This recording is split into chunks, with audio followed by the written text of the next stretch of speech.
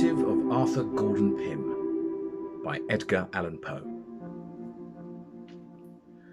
My name is Arthur Gordon Pym. My father was a respectable trader in sea stores at Nantucket, where I was born. My maternal grandfather was an attorney in good practice.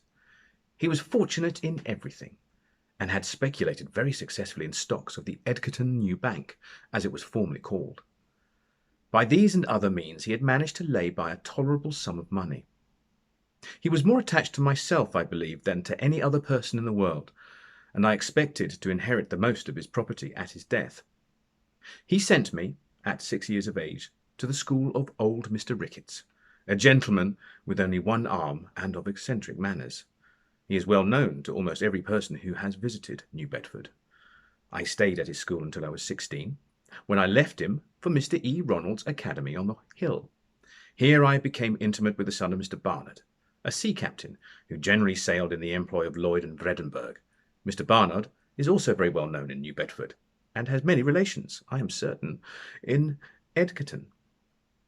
His son was named Augustus, and he was nearly 2 years older than myself.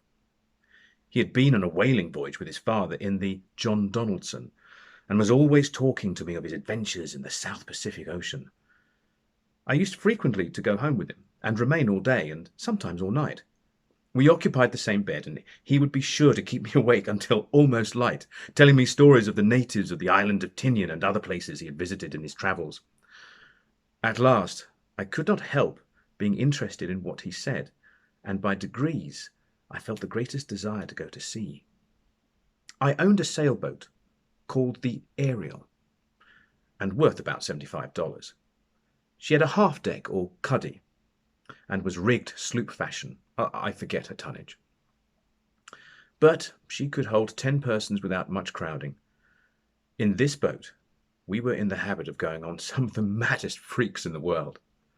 And when I now think of them, it appears to me 1,000 wonders that I am alive today.